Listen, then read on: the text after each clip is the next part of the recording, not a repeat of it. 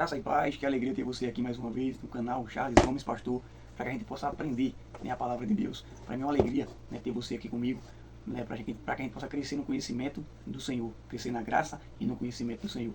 Antes de começar, eu queria pedir para você que ainda não é inscrito no canal, se inscreva no canal, deixe seu like, né, comenta alguma coisa aí que você achar do vídeo, ao longo do vídeo que você for achando do estudo, né, fala alguma coisa aí. Mas antes de começar, né, como é de costume, eu queria orar com você. Eu queria que você fechasse seus olhos para que a gente começasse, né, pedindo ao Senhor que nos ajude a compreender melhor essa lição. Amém? Feche seus olhos. Pai, em nome de Jesus, nós te agradecemos, Senhor, mais uma vez por estarmos juntos para aprender a Tua Palavra. Eu te agradeço, Senhor, pela vida de cada um que vai assistir esse vídeo. Eu não sei qual a hora, qual o momento em que ele vai assistir, mas eu te peço, Senhor, que o Senhor abençoe a vida dessa pessoa. Que o Senhor possa trazer, Senhor, sobre a vida deles sabedoria, conhecimento, saúde divina, que aquilo que está faltando, Pai, possa ser acrescentado na vida dessa pessoa, em nome de Jesus. Te agradeço, o Espírito Santo nos ajuda a compreender e lermos, Pai, e entendermos, Pai, essa lição, em nome de Jesus. Amém. Então, a gente vai falar hoje sobre a paternidade divina. É um tema difícil da teologia, como a gente tem falado, né? O tema da Santíssima Trindade é um tema difícil, é um tema complicado, o tema acho que mais complicado, né, da teologia cristã, né? A Trindade ela é um mistério, né, para nós, né? Tem coisas que cabem na nossa mente, mas tem coisas que não cabem na nossa mente. Não sei como é que você tem assistido aí essas aulas, né? Eu sei que tem pessoas que têm achado um pouco de dificuldade, né, de entender, mas realmente é um tema difícil, é um tema que requer de nós um pouco de conhecimento, mas também tem coisas que nós não podemos nos aprofundar, né? Deus ele é um mistério e tem momentos em que nós temos que nos recolher na nossa pequenez, né, e saber que Deus ele é soberano, que Ele é maior do que todas as coisas, e Deus ele não cabe numa caixinha, ele não cabe na nossa mente. Então, o tema da Santíssima Trindade é um tema difícil, né, um tema, como eu falei no começo das aulas, né, a gente pode compreender um pouco da doutrina da Trindade, mas entender a Trindade em si é algo, acho que impossível da gente entender. Como é que um Deus, ele subsiste em três pessoas, né, e continua sendo um Deus, né, não são três deuses, é um Deus. Como é que isso pode acontecer? Né, a nossa mente ela é limitada a isso, mas a Bíblia nos apresenta o Pai, o Filho e o Espírito Santo. Então, se a Bíblia nos apresenta o Pai, o Filho e o Espírito Santo, né, em textos diferentes, mostrando que são pessoas diferentes, então nós temos que compreender dessa maneira, porque a Bíblia nos mostra dessa maneira. Então, vamos começar. Eu queria falar sobre a definição da paternidade do Pai. A paternidade é um atributo da primeira pessoa da Trindade. Como eu falei nas aulas anteriores, né, quando eu falo primeira pessoa, segunda pessoa, terceira pessoa, né, da Trindade, eu não estou aqui fazendo uma hierarquia na Trindade, onde o Pai é o maior, o Filho é o menorzinho, o Espírito Santo é o menorzinho ainda. Não. É só para que a gente entenda, né, esses termos, primeira pessoa, segunda pessoa, terceira pessoa, foram estabelecidos para que a gente compreenda bem, né, essa doutrina. Então, a paternidade é um atributo da primeira pessoa da Trindade, ou seja, do Pai, que opera por meio do Filho e do Espírito Santo. Em Efésios capítulo 4, versículo 6, diz assim: um só Deus e Pai de todos, que é sobre todos, por meio de todos e em todos. Então, a Bíblia fala que Deus, ele é Pai, né? Desde a eternidade, ele sempre foi Pai. E a gente vai chegar mais um pouco sobre esse ponto. Deixa eu continuar aqui lendo, que diz o seguinte: o Pai é a fonte de tudo, ele é soberano, ele é o princípio sem princípio, ele não é gerado. Então o Pai não é gerado, o Pai, né, ele não tem princípio, ele é o princípio sem princípio. Como é que a gente conhece o Pai? Como é que a gente pode hoje conhecermos o Pai plenamente? Só por meio de Cristo. Em João capítulo 1, versículo 18, fala assim: ninguém jamais viu a Deus. O Filho unigênito que está no seio do Pai é quem o revelou. Então, quando o texto fala ninguém jamais viu a Deus, está se remetendo, né, ao Pai. Está se referindo ao Pai. Ninguém jamais viu o Pai. O Filho unigênito que está no seio do Pai é quem o revelou. Então, como é que a gente consegue enxergar o Pai, conhecer o Pai hoje por meio de Cristo? Então, Jesus ele é a revelação máxima de quem é o Pai. Então, se você quer conhecer quem é o Pai, leia os Evangelhos, Mateus, Marcos, Lucas e João, e você vai entender melhor como é que o Pai age, como é o caráter do Pai. Não que Jesus seja o Pai, mas Jesus revela o Pai para nós. Então, a gente não encontra na Bíblia nenhuma vez Jesus falando assim: eu sou o Pai. Mas ele diz: eu e o Pai somos um, né, fazendo referência aqui a uma unidade, né, de propósito. Mas não que Jesus é o Pai ou que o Pai é Jesus. Jesus nunca falou eu sou o Pai, mas que ele e o Pai são um. Ou seja, no mesmo propósito, na mesma unidade, né, para trazer para nós benefícios, né, para a humanidade. Ele e o Pai são um. Então, o Pai ele não é gerado, mas aquele que gera o Filho. Então, o Pai não é gerado, mas é aquele que gera o Filho. Em aqui tem dois textos, né, que é Salmo capítulo 2, versículo 7, que diz assim: proclamarei o decreto do Senhor. Ele me disse, tu és meu filho, eu hoje te gerei. Então aqui está falando da geração do filho. Já a gente vai falar mais um pouquinho dessa geração do filho, para que a gente entenda melhor. E em Hebreus capítulo 1, versículo 5, diz assim: porquanto, a qual dos anjos Deus alguma vez afirmou, tu és meu filho, eu hoje te gerei. Outra vez, eu lhe serei pai, e ele me será filho. Então aqui em Hebreus capítulo 1 está fazendo uma distinção, né, falando que Jesus ele tem uma supremacia acima dos anjos. Você nunca leu a carta de Hebreus, lê a carta de Hebreus, você vai entender muitas coisas do Antigo Testamento que são esclarecidas, né, nessa carta de Hebreus, principalmente a questão do sacrifício, né, que Jesus ele é o último sacrifício, o sacrifício que pagou o preço, né, pelo nosso pecado. Né. Lá em Hebreus fala que sem derramamento de sangue não há perdão de pecados. Então Jesus já derramou o sangue por nós, já abriu a porta, já rasgou o véu para que a gente possa adorar o Senhor. Então, no capítulo 1 fala da supremacia de Jesus acima dos anjos. E Deus fala, tu és meu filho, eu hoje te gerei. Só que esse texto ele é usado também por Paulo no capítulo 13 de Atos, que diz assim, Atos capítulo 13, deixa eu abrir aqui, Atos capítulo 13. Então, Atos capítulo 13, Paulo fala do mesmo texto que a gente leu aqui em Hebreus capítulo 1, versículo 5, e no Salmo 2, versículo 7. Só que ele faz referência a esse gerado, nessa geração do filho, ele faz referência à ressurreição. Por exemplo, Atos capítulo 13, versículo 32. E nós vos anunciamos que a promessa que foi feita aos pais, Deus a cumpriu em nós, seus filhos, ressuscitando a Jesus. Como também está escrito no Salmo 2, que a gente já leu. Meu filho és tu, hoje te gerei. Então, quando o texto fala que o filho foi gerado, fala nesse sentido, que o filho foi gerado na ressurreição. E não que Jesus foi gerado na eternidade.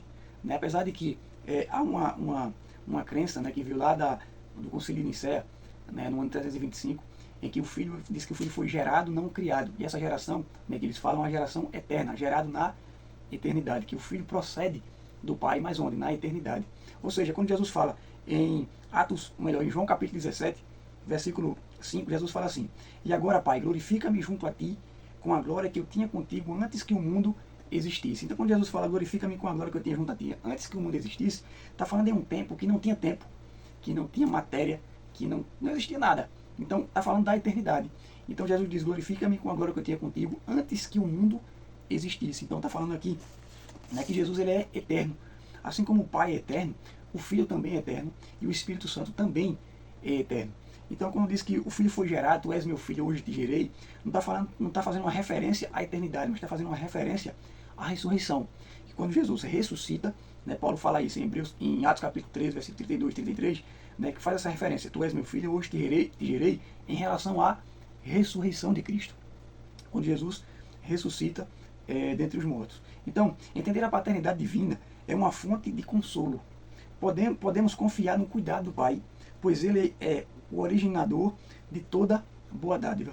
Tiago capítulo 1, versículo 17 diz assim: toda boa dádiva e todo dom perfeito vem do alto, descendo do Pai das luzes, em que não há oscilação, como se vê nas nuvens inconstantes. Então, toda dádiva, todo dom perfeito vem do alto, descendo do Pai das luzes. Então, quando a gente entende, né, esse cuidado do Pai, né, essa paternidade divina, nós podemos ficar mais tranquilos. Por quê? Porque o Pai é aquele que dá a nós toda boa dádiva e todo dom perfeito. A gente lê, por exemplo, em Mateus capítulo 6, quando Jesus está pregando ali o Sermão do Monte, e ele fala que nós não precisamos nos preocupar com vestimenta, com alimento. Por quê? Porque assim como o Pai alimenta as aves dos céus, que não plantam e nem colhem, né, nem guardam em celeiros, da mesma forma ele cuidará de nós. E ele nos chama de homens de pequena fé.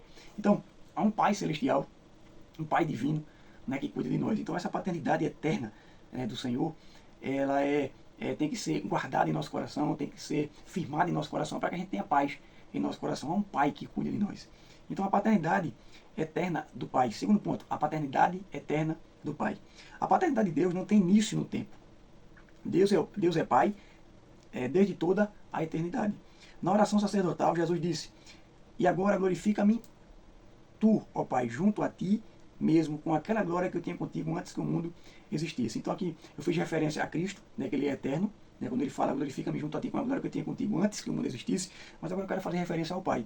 Então Jesus fala que o Pai é Pai desde a eternidade, desde o tempo em que não tinha tempo, né? A eternidade não tem tempo, mas ele é Pai, Deus é Pai desde lá. Então, o Pai sempre foi Pai, desde a eternidade. Também como o Filho sempre foi Filho, desde a eternidade. E o Espírito Santo sempre foi Espírito Santo, desde a eternidade. Então essa é a doutrina da Trindade, em que o Pai, o Filho e o Espírito Santo sempre existiram, sempre foram eternos e não vieram a existir com o tempo. Nem o Filho veio a existir, nem o Espírito Santo veio a existir, e muito menos o Pai veio a existir um dia. Eles sempre existiram na eternidade. Como eu falei em aulas passadas, dessa doutrina da ontologia, ou seja, onde o Pai, o Filho e o Espírito Santo existiam desde a eternidade, né, juntos, antes que todas essas coisas fossem criadas. O Pai, o Filho e o Espírito Santo são eternos, né, sempre existiram.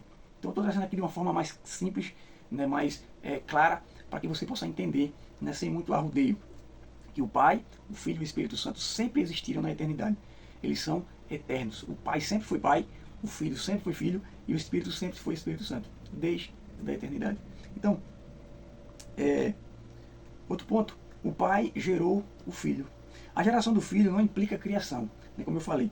Não quer dizer que o Pai gerou o Filho, isso não quer dizer que ele foi criado, que Jesus foi criado, né, como defende a doutrina das Testemunhas de Jeová, onde eles dizem que Jesus é um ser criado, né, um Deus menor criado, e só o Pai é Deus. Né, essa doutrina é chamada de unitarismo, que foi combatida, né, também no Concílio de Nicéia, né, pelos bispos, né, da época, porque havia um homem na época chamado Ário, né, que ele defendia essa doutrina que somente o Pai é Deus e o Filho foi um ser criado e o Espírito Santo era uma força ativa, né, algo que emanava de Deus.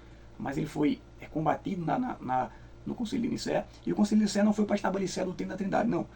Foi para firmar, melhor dizendo, a divindade do Filho, que Jesus é Deus igual ao Pai. Então, foi defendido isso. Então, a geração do Filho não implica a criação. Ele sempre existiu com o Pai, com a mesma essência. Em João capítulo 5, versículo 26, diz assim: pois assim como o Pai tem a vida em si mesmo, igualmente Deus outorgou ao Filho ter a vida em si mesmo. Então, assim como o Pai tem a vida nele mesmo, o Filho também tem a vida nele mesmo. Por quê? Porque o Filho também é Deus. Assim como o Pai é Deus, o Filho também é Deus. Significa que o Deus Pai não recebeu vida de ninguém. Ele é autoexistente. O Filho gerado pelo Pai também é autoexistente. Implica dizer que o Filho não foi criado, mas eternamente gerado. O Filho, assim como o Pai, possui vida em si mesmo, isto é, compartilha da mesma natureza divina. Então João 10,30 diz assim: eu e o Pai somos um. Ou seja, quando falamos que o Filho foi gerado, não quer dizer que ele foi criado um dia, não. Mas ele procede da mesma essência do Pai. O Pai, o Filho e o Espírito Santo são a mesma essência, a mesma ousia. O único Deus que tem a mesma ousia e subsiste em três pessoas distintas, coeternas, coexistentes, né, que não vieram a existir um dia, mas sempre existiram na eternidade. Eu sei que você pode estar se perguntando assim, mas como isso é difícil, é complicado de entender. Mas é isso que a Bíblia nos mostra, é isso que a Bíblia nos apresenta. Que o Pai é eterno, que o Filho é eterno e que o Espírito Santo é eterno. Por exemplo, em Gênesis capítulo 1, quando a Bíblia diz: no princípio criou Deus, né, e a gente já entendeu isso na primeira aula, o Elohim. No princípio criou Elohim, né, que é um plural na divindade. No princípio criou Deus os céus e a terra era sem forma e vazia, e o Espírito de Deus pairava sobre a face das águas. Então, desde o princípio, o Espírito também já estava lá. Então, assim como o Pai é eterno, o Filho é eterno e o Espírito Santo também é eterno. Passando aqui para outro tópico, o Pai nos concede o Espírito. O Espírito Santo também tem sua origem no Pai, mas de modo distinto. Ele procede do Pai.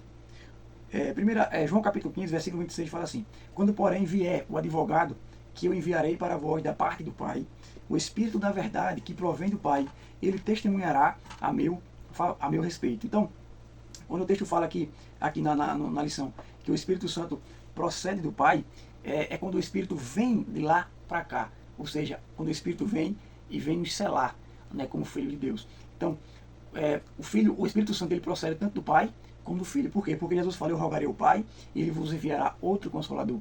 Então, por exemplo, você vai ver alguns textos em Atos falando sobre o Espírito Santo, né, falando sobre o Espírito de Cristo, está fazendo uma referência também ao Espírito Santo, mas o Espírito de Cristo é o mesmo Espírito Santo.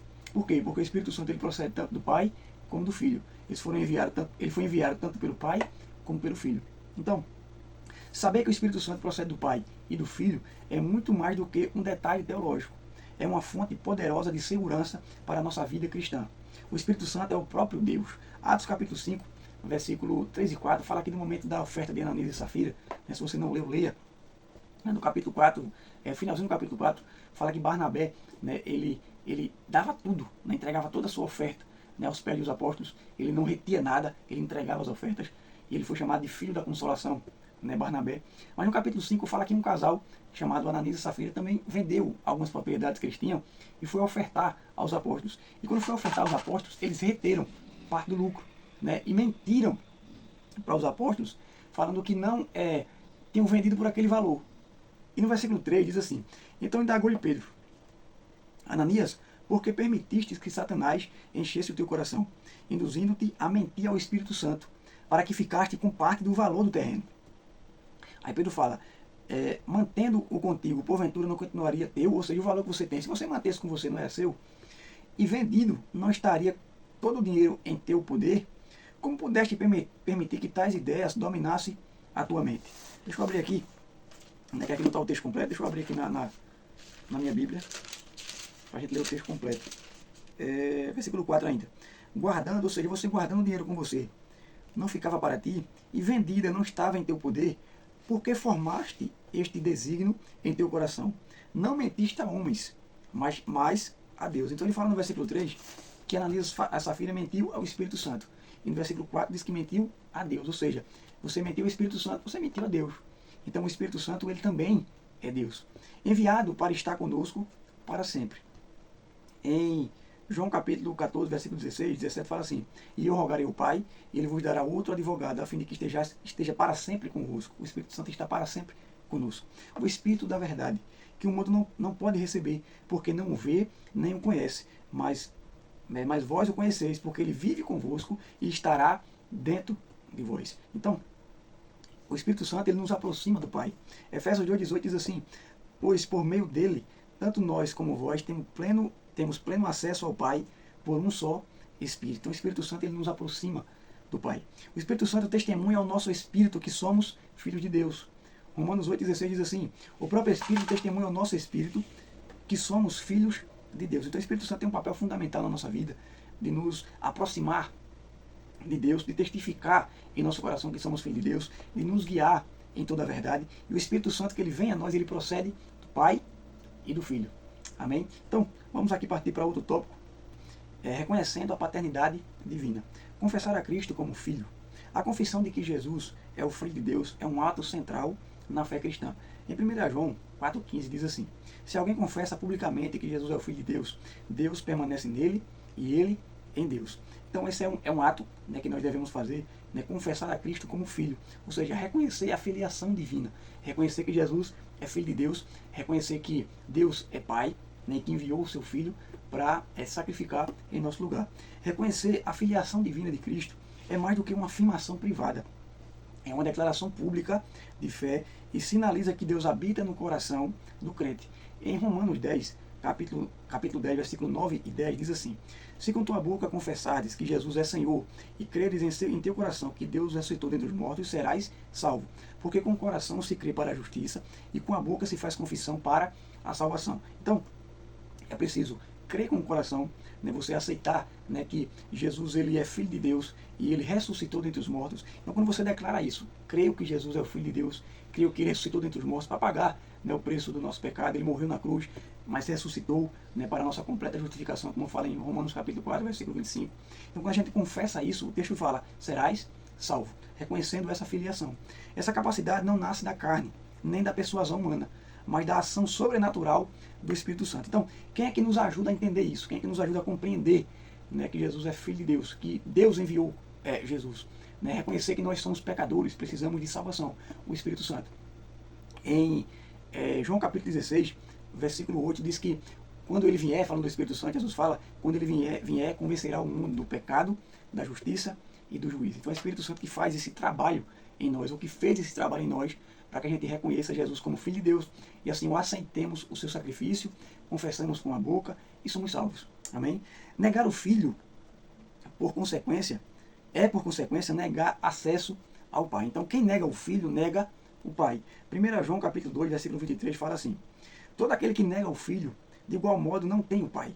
Quem confessa publicamente o Filho, tem também o Pai. Então quem nega o Filho, nega o Pai, mas quem confessa publicamente o Filho, também tem o Pai. Então, que cada crente possa, com o coração cheio de fé e gratidão, proclamar com ousadia: Senhor meu e Deus meu, a Jesus. Assim como Tomé fez, né, após a ressurreição de Cristo, Jesus aparece para ele, né, ele fala: se eu não ver a marca em suas mãos, se eu não ver a marca da lança do seu lado, eu não crerei. Então Jesus aparece, né, para os discípulos, aparece para Tomé, e fala: Tomé, coloca o teu dedo aqui, né, coloca a tua mão aqui do lado. Então quando Tomé faz isso, ele reconhece, né, Jesus, ele fala: Senhor meu e Deus meu, mostrando também que Jesus é Deus, né? Assim como o Pai é Deus, o Filho é Deus e o Espírito Santo é Deus, o único Deus que subsiste eternamente, né, nessa Trindade. Eternamente, essa Trindade existe eternamente, o Pai, o Filho e o Espírito Santo. Amém? Então, eu não quero prolongar mais para a aula não ficar muito grande. Então, eu queria encerrar aqui hoje. Né? Assista essa aula com carinho, com cuidado, né, com calma, para que a gente possa depois falar um pouquinho mais sobre isso. Então, comenta alguma coisa aí que você achou, deixe seu like, se inscreva no canal e Deus abençoe sua vida. Fique na paz.